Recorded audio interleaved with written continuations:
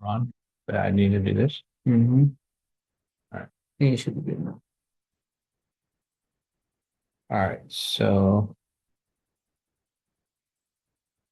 can you do me a favor, let everyone know that we're starting from over there? And then,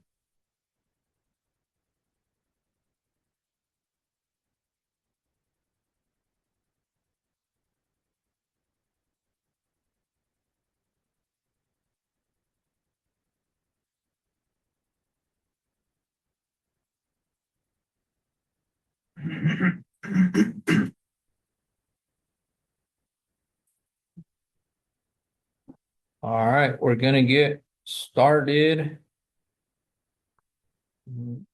I know it's a little bit light here. We have a few people online. We have three people. Thank you all for being here and on time and ready to go on a Monday morning.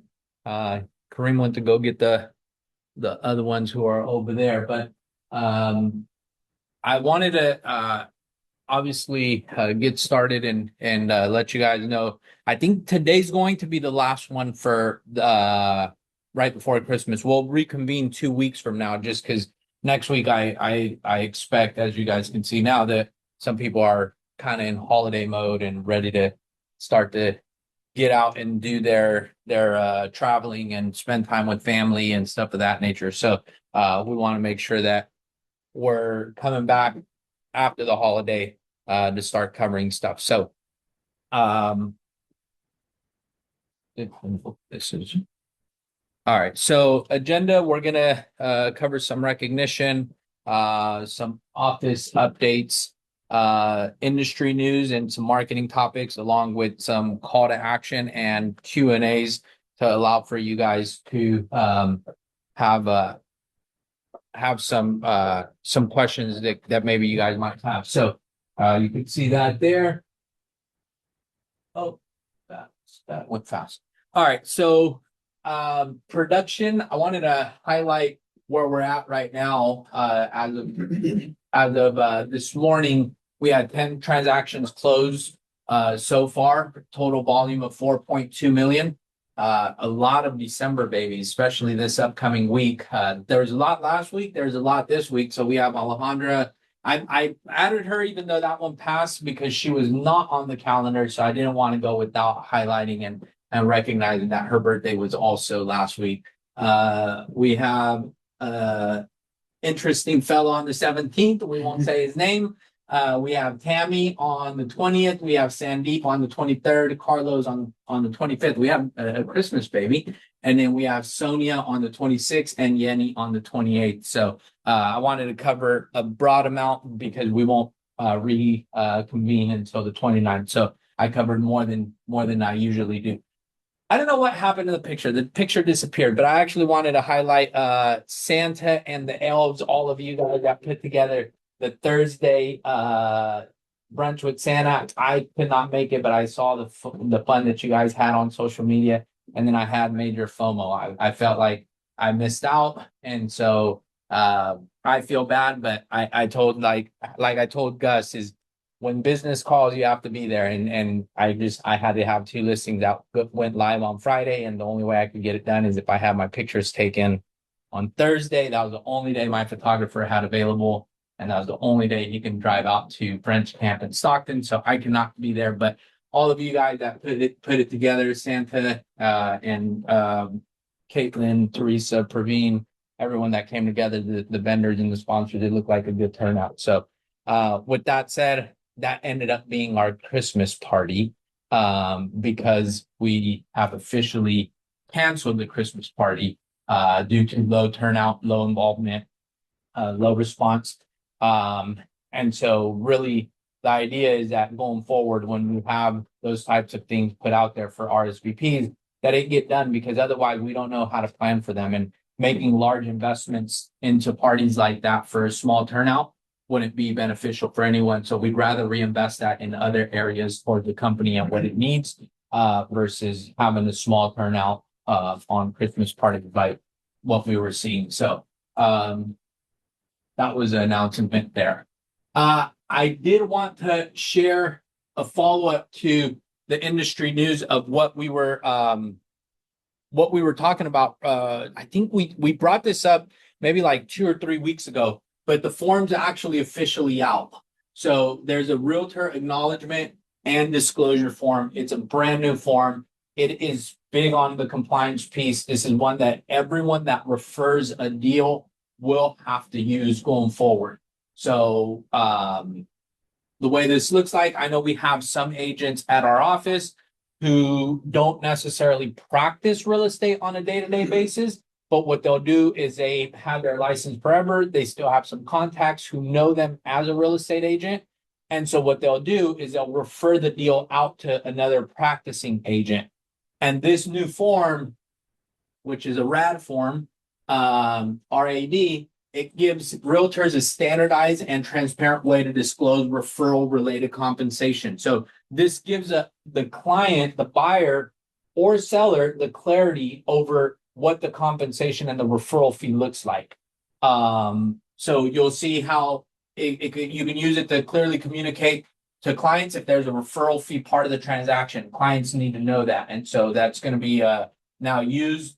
It ensures that consumers understand how and whether the referral fees are involved.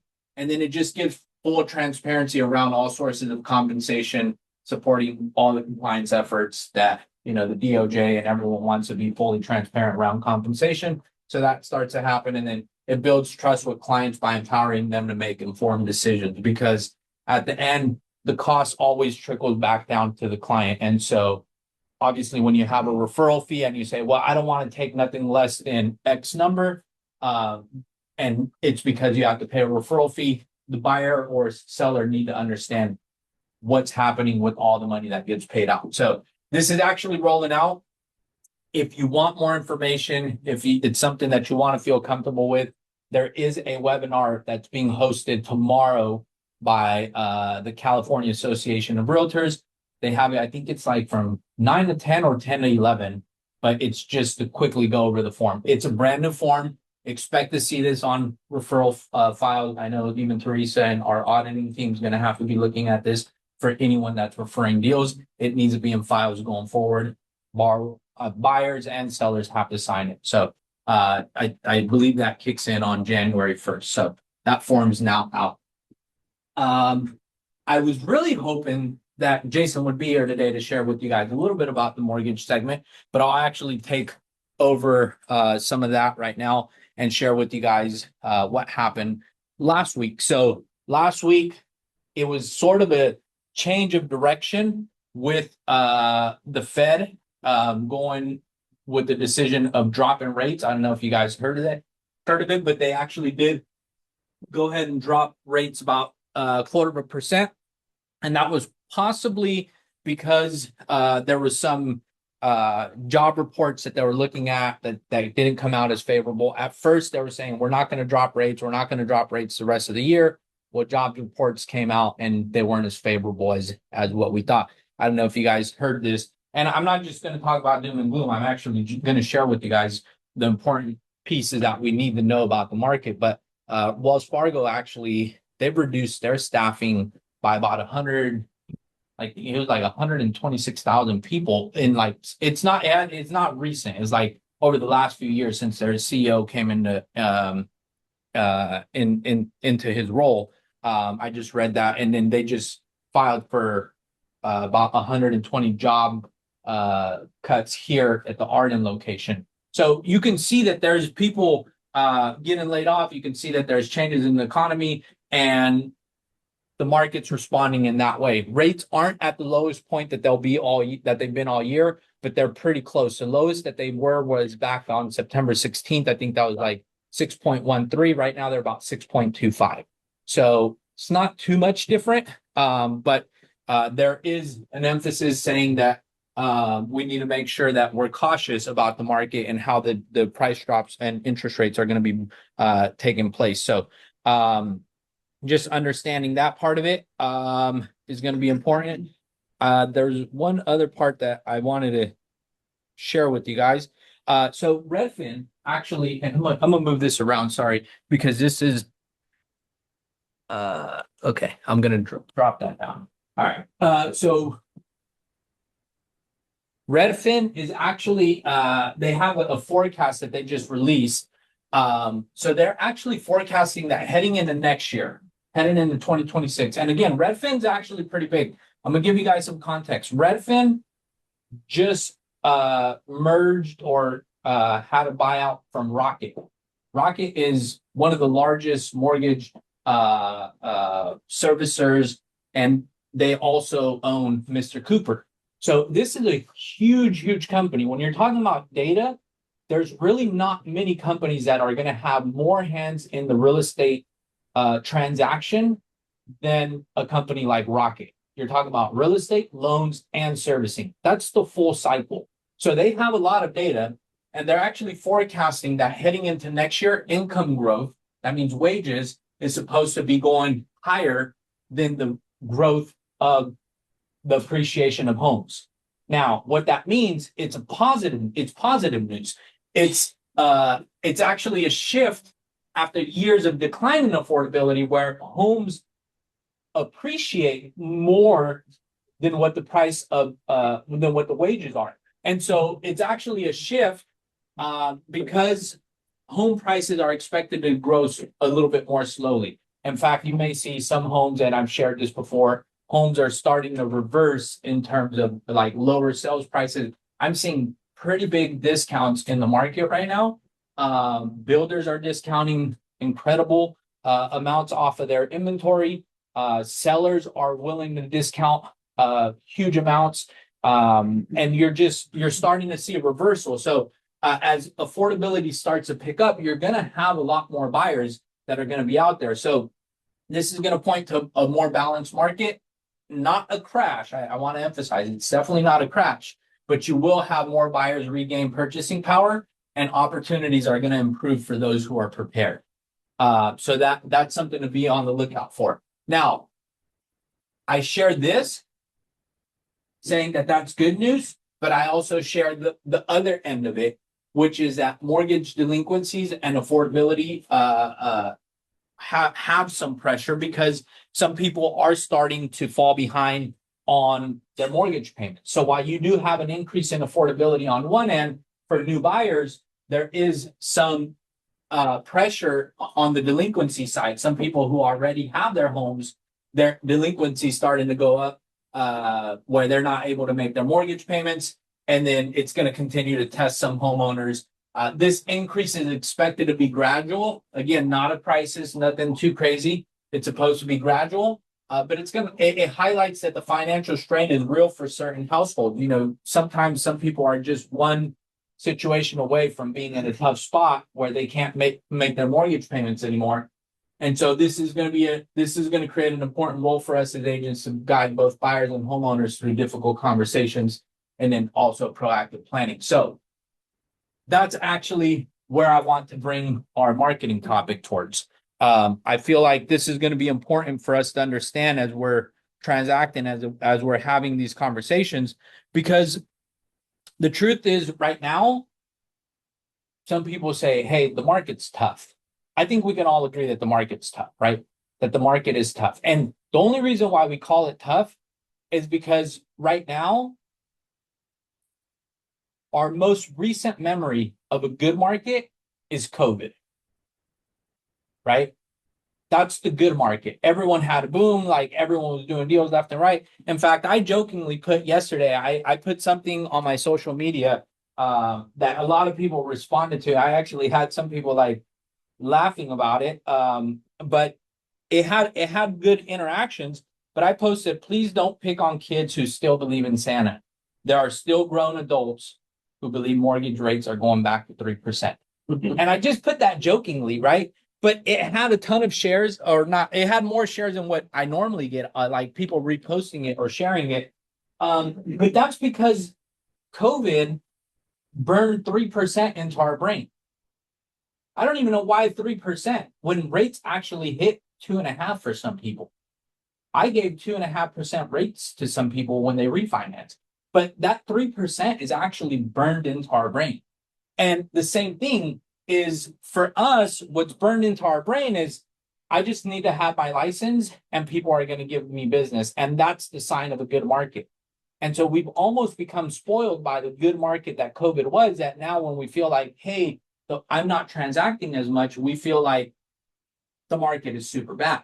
But I gave you guys these last two talking points because this is optimism. This represents optimism. Affordability going up. People being able to afford more. This represents pessimism in the market, negativity in the market, that you have people can't pay their bills. People can't pay their bills. Can you guys give me an example or what you guys come up with out of both of these? Because both of these are opposite of each other. Tell me the opportunities that you find in both of these two scenarios.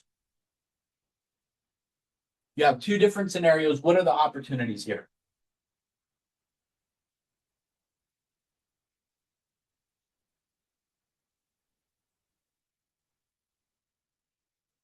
I hear a little bit of some mumbling and whispering back there. What is it? I'll wait. I told you guys that we got 45 minutes. I'll wait. We woke up on a Monday morning to come out and learn. Let's learn. Let's learn together. What are the opportunities here in the positive market and the negative market? Well, negative, possible short sale. Thank you. Possible short sale on the negative side. Thank you. Increase affordability. Buyers. More buyers. Thank you, Roberto. You're here. Since people have more equity than ever before, ones that need money but have equity are increase access and invest in other properties while they're cheaper. Exactly. There's the increase in equity gives people the ability to tap into that and then use it for whatever they need to do, whether they are investing in other properties or if they're in a delinquent situation, they can at least tap out of it and say, you know what, I'm no longer going to be in this market. So the reason why I share both of these is because if we just focus on the negativity and saying the market's really bad, I can't do anything, then you're missing out on a whole segment that still exists. There's still people that are going to transact. Jason just said it. He said, hey, people have equity. Guess what? If you're finding those people, I think ICE and Gus are actually targeting short sales or people who are delinquent or something of that nature, to the point where they have conversations that are starting with people that are going to look to sell because they're in a difficult spot. So the reality is, good market, bad market, there's transactions to be made. You just have to provide the value. Now, the market that's the most challenging is not a good or a bad market, because they'll both have challenges. In a good market, I'm going to tell you why the challenge is. You'll get so busy you can't even keep up with your time. There's challenges there. And in the bad market, it's difficult because you have to work harder. So you're still putting out a lot of time. The market that's the hardest to transact in is an in-between market. And guess what? We had a little bit of that happen this summer. That in-between market where buyers were not buying and sellers were not budging on their prices because it just started to happen. They said, no, my house should sell for this much. And then it was that in-between time that made it really hard for business to take place. So the market is giving us both opportunities and challenges at the same time. But being successful right now is going to require discipline in the activity and being equipped to confidently explain what's going on. Because the good news and the bad news, if you just can communicate that and have provide value consistently, you're actually going to have transactions take place. So this is where I want to talk about being equipped versus waiting. So I've heard this often. I hear this often from agents and people that I talk to. They say, well, the market's not good. I don't remember who I was just talking to. They weren't from our office, but I was just talking to someone. They're like, yeah, the market's not really good. I can't wait till it picks up. And that's so backwards. If you're waiting for the market to pick up, you're actually going to be behind, because most people are going to be already exposed and participating in the market, where the market's going to move faster than what they're willing to move.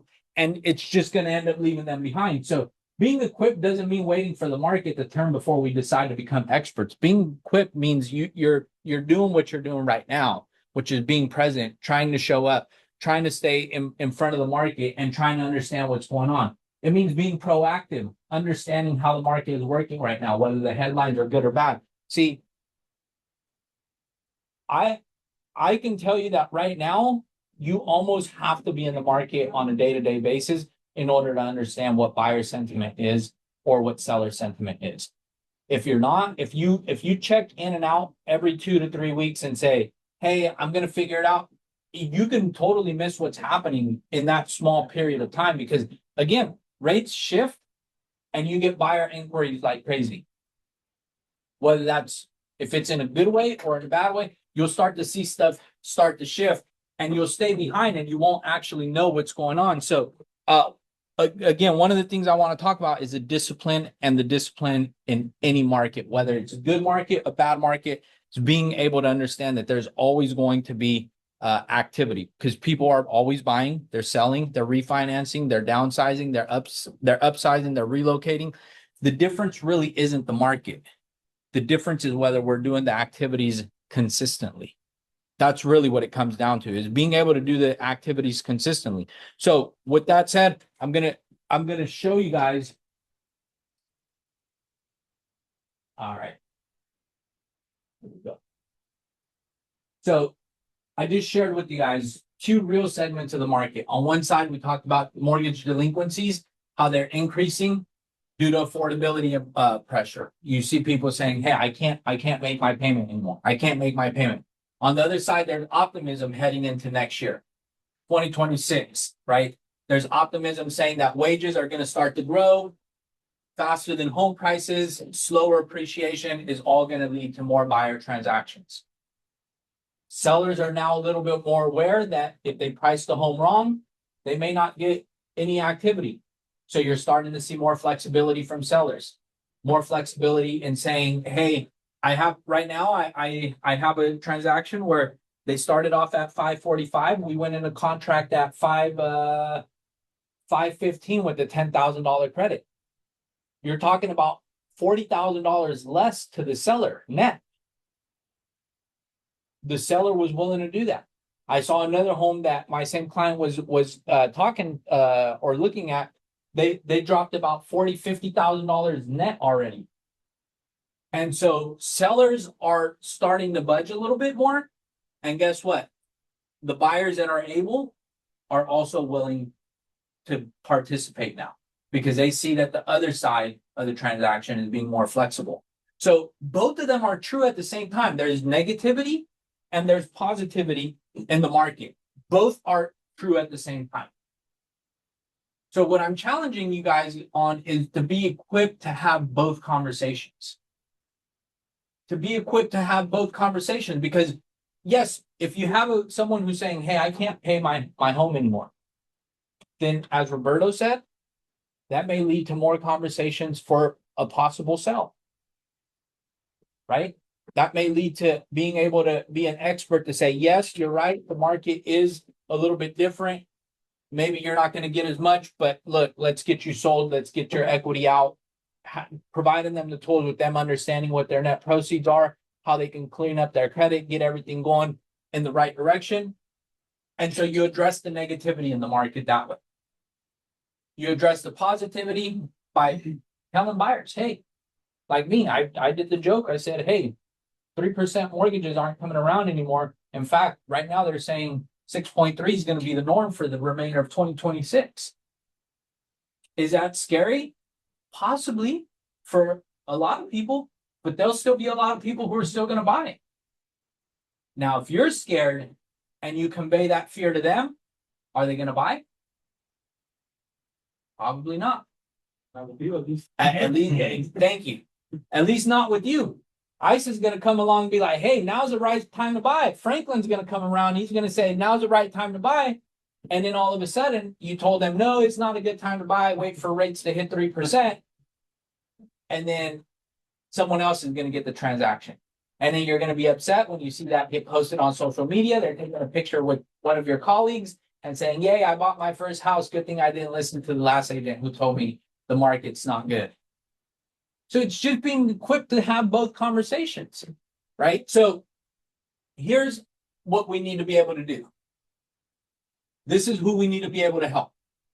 Target it. I give you guys worksheets every day. Today, I'm not giving you guys a worksheet because I feel like you guys just take the paper, you throw it away, or you say, you use it as scratch paper and you say, okay, I'm done with it, right? Today, I'm actually going to challenge all of you guys to participate in this, but I'm going to share with you guys some details. We need to be able to help buyers who are trying to understand affordability and timing. If you become an expert and you say, look, Mr. Buyer, Mrs. Buyer, the worst thing you could do is wait. Wait until the conditions are perfect, wait until rates hit 3%, wait until rates do this or the market does that. If you go that route and you keep telling them to wait, then you're not helping them understand affordability or the timing of things, right? You need to be able to help them with the timing of the seasons. And like right now, it's the winter season. They could probably get the best deal. So today you should have urgency, right? For homeowners who have who may be feeling pressure or uncertainty, go out and target them. I don't know, Ice, can you share a little bit about what you guys are doing with your guys' canvassing? For the one that people are feeling uncertainty, which is homeowners are might be in like foreclosed. Yep. If you're planning to do a knocking, you are basically going to encounter people are going to say a lot of fuck you. Yeah. And I got a lot of that. But I do see the numbers rising up after foreclosure. Pre-foreclosure, it could be in any reason. But if you want to target people like them, that could be the story. Yeah, so yes, I never said real estate's easy. I promise you, I will never sit up here and tell you, hey guys, real estate's easy. Because guess what? I'm gonna show you why real estate's not easy. Count them empty chairs and count how many people are actually here. That tells you how hard it can be. It's hard to get up and do this every day when you don't have business. And that's why it's represented in a lot of the empty chairs, is because real estate can't be hard. Now, I'm not knocking those who are out doing business, because I'm sure that that's where they would rather be, much like how I was on Thursday, where I was like, hey, I got to be where the business is at. But otherwise, the room will be filled and everyone would be a real estate agent if real estate was super easy. It is hard. And so you will get a lot of people that say, hey, I don't need your services, right? I'm not going to be as harsh as I said, but you will get a lot of people who say, I don't need your services. But if you can create the value and provide the information that they need to be able to come out on the other side of their situation, then you're going to have good clients. So we need to be able to convey that information clearly, whether it's through social media, door knocking, mailers, cold calling, visiting businesses, or networking. The method matters less than the message and the consistency. I don't care what you guys do as far as whether you choose social media, door knocking, mailers, cold calling, visiting businesses, or networking. I don't care which method you choose. It's the consistency behind it. It's what you guys do. See, on Friday, I don't remember if it was Thursday or Friday, but I had an acupuncture appointment out in Folsom, and right directly in front of it, there's actually a lawyer's office, and they handle a lot of probate. And so I said, you know what? I told myself last time that I went, I was like, oh, I'm gonna go in there, I'm gonna get their business card, I'm gonna introduce myself, talk to them. But I was in shorts and I was like, I totally don't look professional, so I didn't do it. I went back on this past week and I just went and I said, hey, you know what? Here's my business card. I actually wanted one of your guys's. I wanted it, and I was thinking about how to approach it, because I'm sure that agents come in all the time and they're like, hey, how can we partner up? So I actually went about it a different way. I said, hey, you know what? I shared with you guys the approach of storytelling, and I walked in, I said, hey, I recently just helped a client of mine, which is true. I helped a client of mine. They went through probate. It was a totally difficult process for them. Their attorney didn't help. They weren't super helpful. They made it a little bit challenging. It took a lot longer than expected. They weren't very responsive. So I went to the acupuncturist right next door. I saw that you're here. I wanted one of your business cards because I'd love to send you some of my client referrals that are going through probate. And then they say, oh, great. Yeah, no, let's do that. And like, matter of fact, give me one of your business cards because we get some people that aren't represented. So I came in with the approach of trying to give first versus then approaching them of saying, hey, can you send me all your unrepresented clients so that way I can be their agent? I came with the approach of trying to give them first. And I told them a story of how I just helped someone. And they said, oh, yeah, no, that's great. The art is in the follow-up, right? And so again, being consistent, doing that, selecting multiple businesses and saying, hey, I'm gonna go approach, see who I can help, how I can give, how I can partner up with people. Then you'll start to see the business start to take care of itself. So again, it is not about the method. It's more about the consistency and how you go about it. So we're on this one. Okay. So no worksheet today. I told you guys, no worksheet. But I want to have conversation. And again, I have 30 minutes, so I'll wait for some answers. Let's have a little bit of reflection. And you guys who are online, you guys can chime in too. You guys can share. But I really want us to answer these questions. And I say this because I challenged you guys previously to look into your 2026. Start to do your 12-week year. I shared with you guys about how to start goal planning, how to start setting the numbers up for your guys' success in the upcoming year. So I'm going to ask you guys, and this is a safe space. I'm not here to judge you guys because at the end, you guys are here because you guys want to be successful agents. You guys believe in real estate. You guys believe in the ability that it can provide you with income. And maybe you might help your peers if you share. What activities are you actually doing weekly right now? It's a question to you guys. What activities are you doing actively? Calling old clients, Say what? calling old clients. Calling old clients. Jeev says calling old clients. Calling my prospect.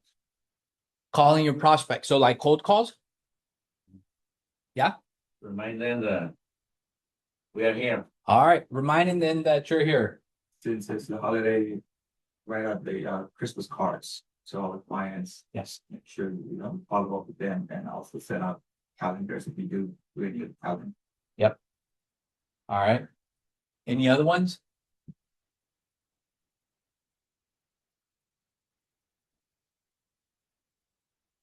Any any other activities? What activities are you guys doing?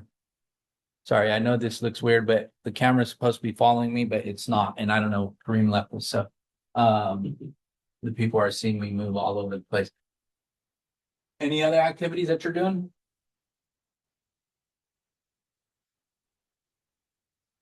Working? Yeah. Oh, be specific. Give me something that you're doing in the working. Honestly, it's mostly just my usual, just properties, originating loans. Okay. Showing properties. All right. Reverse prospecting, protect which I do all the time. What can you expand on I that? mean, like I know what my clients are looking for. I do my research on the MLS and for the commercial on LoopNets and other stuff. Then if I find something, I call them. This probably is the best for you, Okay. So he's being proactive in the market. He's creating the market. He knows of a client needing something and he goes out and he searches for it. So that way he can make a transaction work. So all of those are good. All of those are good. And the reason why I say that is because, again, if we wait for the market to turn good without doing anything, guess what our results are probably going to be? Zero. Or very little volume. But it's going to take the reverse prospecting. It's going to take the follow-up with the old clients. It's going to take the Christmas cards.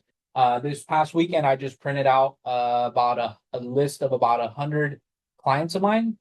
And I tell my daughter every year, I order a box of Christmas cards from Amazon. I send her to Starbucks and Dutch Bros. And I say, hey, go buy 100 or 100 plus gift cards at $10 and I'll mail them out to all my clients. Now, You may say, well, I don't have $1,000 to spend. That's fine. I'm not telling you to spend $1,000 worth of gift card. But if you send something to your clients, even if it's just the box, like, look, the box cost me about $30 to $40. That was it. The stamps, I don't know, they keep going up, but let's call it that you spend $100. Yeah. You send that out. First of all, I take a picture of it, right? And then I put it on social media and I let my clients know that they're getting something sent out to them. And those who aren't my clients, they see it as well. They say, oh, wow, that's pretty cool. But then what happens is when they receive it, I've had people tag me and they say, my realtor's the best. He bought me coffee this year. And so then they share it to their audience. And if they have 200, 300, 400, 500 followers, I end up picking up additional followers, all because I just sent a little gift card. Right? But I genuinely do. I do it because I'm grateful for all of them. I genuinely do. And so I put it out there and I just say, hey, you know what? Thank you. But all of those things help you stay present in their minds.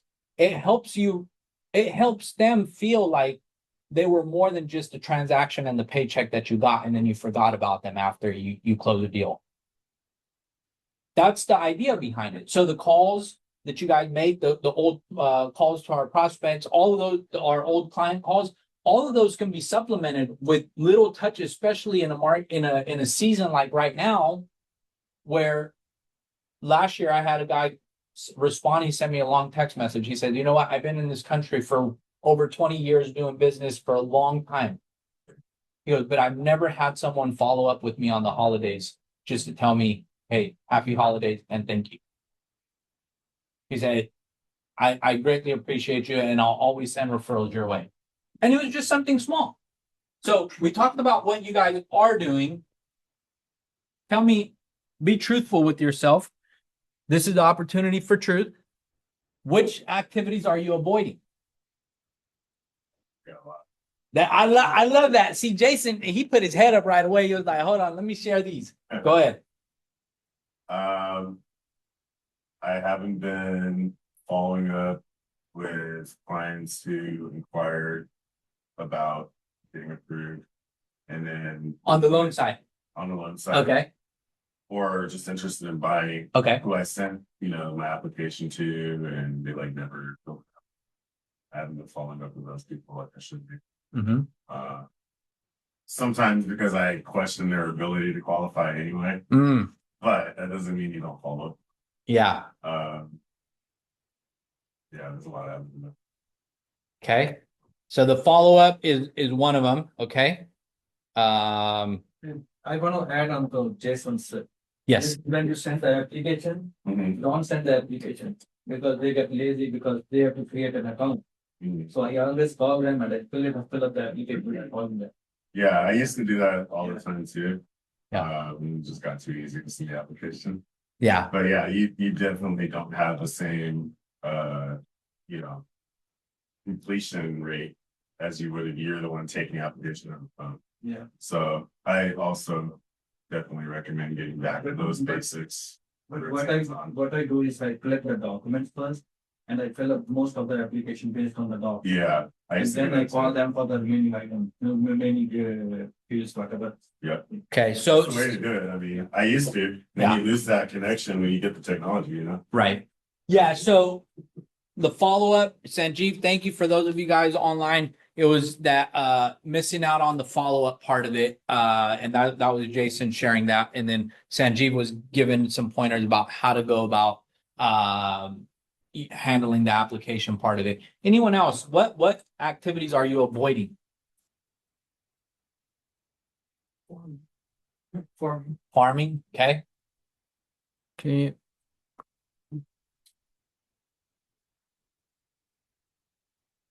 It's not more.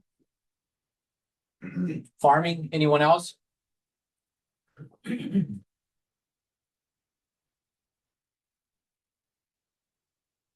That's right. It's not one. Yeah.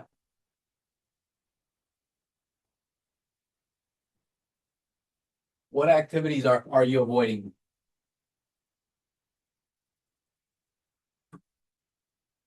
I got one for you guys. I'm gonna help you guys right now. What about social media? Yeah.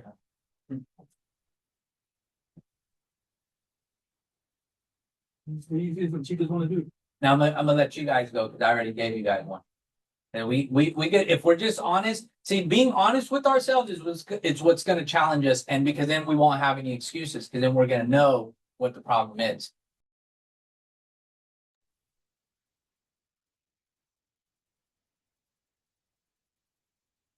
You guys aren't in trouble. Trust me that long.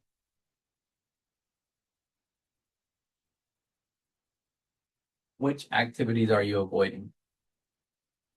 Oh, Teresa raised it. It does use AI tracking, but I'm not sure why that.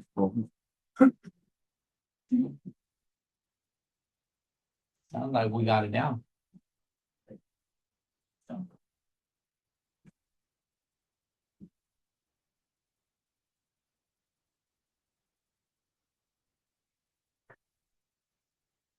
I was excited for this when I heard, like, as soon as I said it, Jason was like, "Oh, I got a lot." I thought it was just going to be everyone participating on this one.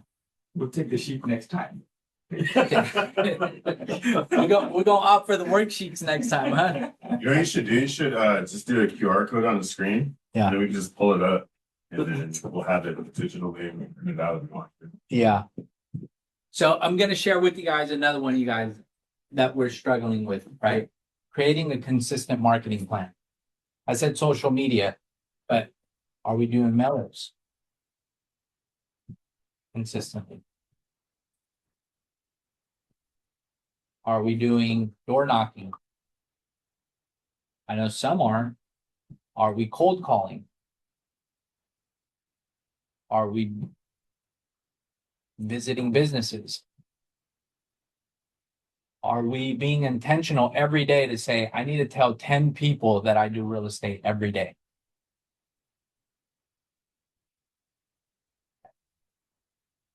That's what, I mean, really, the activities is what's going to drive business. You will not have a lot of activity, a lot of transactions if you don't have a lot of activity. But the first thing we have to acknowledge is where we're lacking on the activity. I'm not saying pick all 10, because guess what? 24 hours is the same thing we all have, and we can't do all of them. But if you pick one or two and you specialize in that, and you say, I'm going to be very consistent with this, then you will win. Now, I'm going to share with you guys, I signed up for coaching with Ryan Serhant. He had the 3 Fs. The 3 Fs, and not a bad word, not 3 F bad words. He had 3 F words for us. And that's follow up. Jason said it. Follow through and follow back. Okay. 3 Fs. Follow up. If you do these 3 things with everyone that you come into contact with, you'll be successful. And I'm going to show you guys how that works. He just said, I'm not doing the follow-up part of it, right? So you're losing out on opportunities. But if he sends out a link, or if you reach out to a client, or if a client reaches out to you, if you say, hey, I'll call you back in a week, and you don't call them back, guess what's going to happen after 2 weeks? They're going to find someone else. And guess what? There's plenty of people to find. I'm going to share with you guys number 2, follow through, right? Follow through is, hey, I'm going to do this, and you do it, right? You follow through with whatever that might be, right? Your follow up is, hey, you know what? I have someone who reached out or said they were possibly going to be interested. You call them back and you say, hey, I know you haven't reached back out. Just want to see if you had any questions. I have that. That's happening with some of my listings. They said, hey, we're going to list it. I hadn't heard from them in a week. I was like, hey, just following up with you. How are things going? Follow through is, hey, I'm going to do something for you, and you do it. And follow back is what Sanjeev said. Sanjeev said, hey, you know what? A client told me that he was interested in something. Whether that's 5 acres, whether that's a commercial space, whether that's a ranch, whether that's a 5,000 square foot house. The market doesn't have anything. But then all of a sudden, Sanjeev's looking at MLS and he sees something that fits his client criteria. He said, Hey, you know what, client? I remember you told me that you were looking for a 5,000 square foot house. I'm following back with you because I now found you one. It's perfect for you. And so having that follow back is going to be critical for your success and being able to accomplish the activities that you need in order for you to be successful. So again, I'm going to ask you guys really this last question in terms of real estate activity reflection. Which activities are producing conversations for you guys? Like what are you seeing that's producing the conversations for you right now in terms of real estate?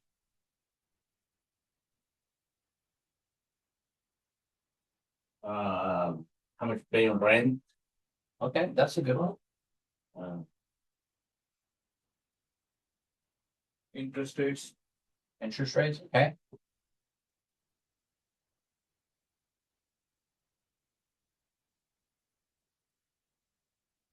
How much you paying rent, interest rates, are you business owner? Are you W2? bit type of income? Okay. Why do I ask this question? The reason why I ask is because you have to lean into what's being discussed right now in the marketplace, right? That's the buyer sentiment. Interest rates is huge. It's huge. Talking to renters, how much are you throwing away every month, right? How much are you spending in rent? Now, I don't say that everyone should buy a house. I totally don't think that. I think there's a space for renters and there's a space for homeowners. But there are a lot of people who are renting right now who are on the fence about buying, and the only thing they need is someone to have a conversation with them about how to become a homeowner. I can tell you, I've had those conversations with sellers, and many times I've heard people say, you know what? When I bought my first house, I bought it by an accident. Someone just told me that I should be trying to look at a home. it's like some self-employed people, they think that they won't qualify for any financing because they don't show any income in the tax returns. Yep. But then I asked them a couple of other questions like based on the bank statement, I can qualify DSCR ratio. There are other products available. Right. I have closed like 3 deals based on bank statements. You know, Sanjeev, I really appreciate what you just said. Because all it took is the exact same thing that I'm saying. He was equipped to have those conversations. He was equipped. And all I'm saying today, today's topic is really about being equipped. No matter the market, no matter the circumstance. That's why I say being here is half the battle because you're trying to become equipped and trying to get the information. That's why I share the industry updates. That's why I share what's happening because all it took was for him to know, like, hey, there's a program for you. Because financing is so creative these days that you can find a deal no matter what. You just got to find the right contact to get you the deal. But if you give up and you say, oh, yeah, you don't report anything, sorry, you can't buy, you lost that client. And again, that client's going to go elsewhere. I don't have money for that thing. I don't have money to buy out. I don't have money to buy a house. Then you know what? If that's what you're having a lot of conversations about, you better find the best down payment assistant lender that's out there. Yeah. And you better be able to explain it all, right? So all it takes is being equipped. That's all it is. Yep. Well, there is a lot of people, they have no idea, Mhm. or they hit so many things. Right. Say, oh no, you can't go back. Right. So that's what's going to distinguish us in the marketplace to say, you know, who's out there? What are they wanting to do? How can I help them? How can I be of service to them? And then service them accordingly. So again, right now, we already talked about what are you hearing from buyers, right? We're talking about interest rates. We're talking about all these things. What's the sentiment that you're seeing? There is hesitation. There's optimism. There's confusion. But you know what? Robert was up here a few weeks back and he said one of the biggest purchasers going forward is going to be this next generation, right? And so when you look at Gen Z and their purchasing power, if you cannot find a way to connect with them and interact with them, you will miss out. And guess where they're shopping? They're shopping online. They're shopping online. They really are. This is the first generation that was born with the phone in their face. Gen Z. It's the first generation that was born with the phone in their face. So a phone doesn't scare them. They'll look at Instagram, they'll see homes and they're like, I want to buy a house. And then they'll look for agents that are online and they'll work with them. Right? But again, providing the value, providing the content for them.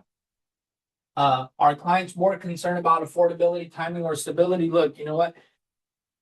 I'm super surprised by the way Gen Z works because I've helped clients and I see them and they're 25, 30 years old. And remember, this is a generation that was told, go to school, go to school, go to school, go to school. So they went out, got their degrees, they got good paying jobs. I helped out a client not too long ago and they had $250,000 saved up. I was like, this is crazy. Like at their age, I was lucky to have 5,000 in the bank. And they had quite a bit saved up already. They were ready to make the purchase. They were ready to go. And it came through social media. He started following me on social media a year before. He finally got engaged. He started looking for the stability. And he said, hey, I want to buy a house. Found me on Instagram. We had mutual contacts. That's how he found me. But what I'm trying to get to is the reason why I asked you guys, which ones are you avoiding? If it's social media, if you guys attended my social media training, look, it doesn't matter what you look like. It doesn't matter how old you are. It doesn't matter. Anything that you can put up as an excuse ends up being just totally an excuse. You're avoiding it because you don't want to do it. But I've showed you guys there's older people doing it and there's people that are younger that are doing it. If you provide the content, the value, and you're consistent, you will get results. I know that it will happen. We're providing you guys with the tools to do it. We have the room back there and it's out there for you guys to do. So I'm getting ready to close out with this because I think we have like 8 minutes left. So personal accountability. How many of you guys are transacting at the level that you want? Okay, good. I don't see no hands. That's good. How many of us want more? Everyone, right? Okay. The question is it the market or is it the activity? It's the activity. Once we acknowledge that, then we ask ourselves the question, are we doing enough volume of the right activities to expect the results? And if the answer is no, then that means we have to do something different. And again, you guys aren't in trouble. This isn't a matter of getting you guys in trouble or berating you guys or telling you guys, hey, this is, you should. No, at the end, if you're comfortable with your lifestyle, then keep doing what you're doing. If you want more, then ask yourself the next question. Did I do something today? At the end of the day, ask yourself, did I do something today that moved my business forward, regardless of the market conditions? And if you can't, then that shouldn't bother you so much that the next day you do twice as hard, right? Because that's really what it comes down to. It's fixable. We can fix the activity problem. We cannot fix the market problem. You guys agree with that? We don't change interest rates. We can't be up there saying, hey, interest rates are automatically going to drop to 3%. We can't fix that. We can't fix what prices are. We can't fix any of that. But you can fix how many people you talk to about real estate. You can fix how much you learn about real estate. You can fix how much activities you put into it, how much cold calling you do, how much door knocking you do, how many videos on social media you do. You can fix that, right? You can fix your ability to being present in the office and saying, hey, how can I find out how to do more? And so I just want to peel back the challenges. That's why I didn't give you guys a worksheet, because I didn't want you guys to just throw it away. I wanted you guys to really have these questions that challenge you to say, I need to understand why my business is being held up so we can find the solutions. And I really don't want the reason we're not producing to just be simply because we're not doing enough. We can do the work. We're all here, obviously, because we believe in real estate. We're all here because we're investing our time to be in this room and to learn and to grow and to become better agents. And so all it takes is a discipline and the consistency. So I got 5 minutes left. Here's a challenge. I didn't give it to you guys in a worksheet. So take a picture, do whatever you got to do. But I'm not telling you guys do it all. I'm not. I'm really not. But commit just for 7 days. The next 7 days. Social media. Super easy. Tell a story. I hate door knocking and cold calling. You hate those? I hate this. If you hate them, that's okay. If you hate them, that's okay. Don't do cold calling, don't do door knocking. But visit businesses, go to networking events, do mailers, do social media. Again, I'm telling you, there's power in storytelling. Storytelling is the most powerful tool that you have as a real estate agent. It's never about what you sold, it's how you sold it. Everyone wants to know because they can find a way to relate to it. The power is in the storytelling. That's why social media agents are going to win. I'm going to tell you guys this, and I'm going to be as truthful as possible. If you do not adopt the power of storytelling and the power of social media, I hate to say this, but your real estate career will not last much longer. Unless you become proficient, super good at any of these other ones. Because what will end up happening is you're going to have a lot of agents who will adopt all of this. And again, technology is out there. I find clients today that they are super smart. And it's not even because they're born smart. It's because Chat GPT and AI has put information at their fingertips like that. And you could get an answer to literally anything. I've had clients ask me questions. I'm like, man, you sound like an agent. And they're like, oh yeah, Chat GPT taught me all of this. I have investors. I start talking to investors and they're like, what's the ARV? I'm like, you barely even speak Spanish. How do you even know the acronym ARV? I mean, you barely speak English. How do you even know ARV? Like, it's true story. Like, the lady was like, she was like, hey, what's the ARV on the house? I'm like, how the heck do you know what ARV is? And she was like, ChatGPT. I was like, what the heck? And then she was like, did the contractor give you the scope of work? I'm like, oh my gosh, this lady speaks like full-blown like investor lingo. And I asked her, I said, can you give me your operating agreement for your LLC? She's like, sure, I'm going to go on ChatGPT and have it done right now. She went on ChatGPT, give me operating agreement, here's the information. She had it back to me. I was like, people are super smart these days. And it's not even because their own intelligence. They're using the tools to get there, right? And so what I'm saying is, unless you start to adapt with the tools and adopt them into your career, it's going to be really, really challenging. And I'm not trying to say that to scare you guys, but I'm telling you guys because your clients are going to start using them. And when they feel like they're smarter than you, they're probably going to say, you know what, that's probably not the right agent for me. And so I would just challenge you guys to really understand that. So pick 2 or 3. I don't care which ones. I just happen to love using social media, not because I love social media. I just realize how much it rewards me. Because again, I will tell you guys, as much as I use social media today, my first page was private. My personal page was private. I did not like sharing my life with people. But I realized the power of it. And I said, I'm either going to get with it or I'm going to get left behind. So I opted for using it. So with that, I leave you guys. Oh no, we got left with one more. Let's see. The last slide was no, we got one more. So all right. Again, be prepared to clearly explain. Just become the expert. You guys are going to be around a lot of people these next few days. Be prepared to clearly explain why affordability is improving for some buyers. We just talked about it, right? Increase in wages, slower appreciation means people could qualify a little bit more. Rates have dropped a little bit. Talk about that. People have about $20,000 more purchasing power. Look, I'm going to give you guys really quick math. They have about $20,000 more purchasing power than they did about a year ago. $20,000, $30,000, $40,000 purchasing power more. On top of that, sellers are willing to come down about $20,000. You're talking about someone who was looking for a house a year ago to today. They can buy a house because there's now a $50,000 swing on the home. Between the rate drop and the sellers willing to drop their prices, it could be $50,000 easily.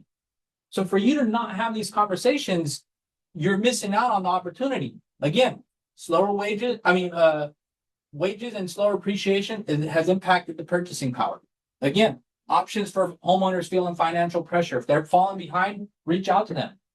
Say, hey, it must be really stressful for you right now with that notice of default that just got mailed out to you, right? They're going to say yes.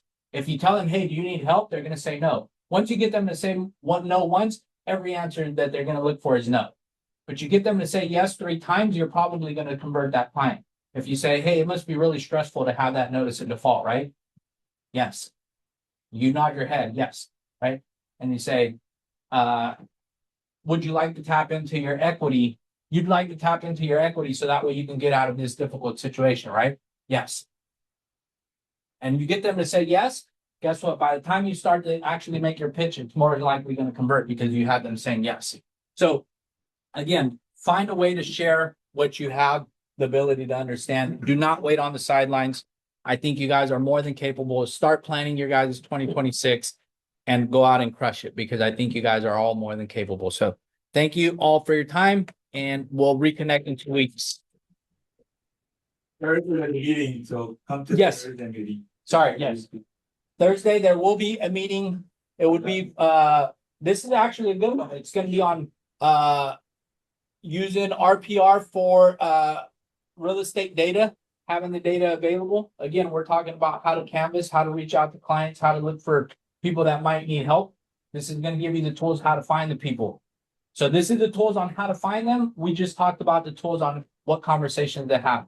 And so you put those 2 together, you have a recipe for success. So Thursday, 11 to 12:30, lunch will be sponsored by AAA. And Jason's one of Jason's favorite restaurants. all right, All right. Yes. all right. Maybe your second favorite, because I don't know what your first favorite. I mean, you know, it's not. We got some good food and some lots of desserts. It's gonna be fun on Thursday. Come on by. I think is that the last one for the year? Yeah, because the last 2 was Christmas and New Year's. All right, yeah. So that's the last one for the year. So definitely come out. Thank you. Thank you. Yeah.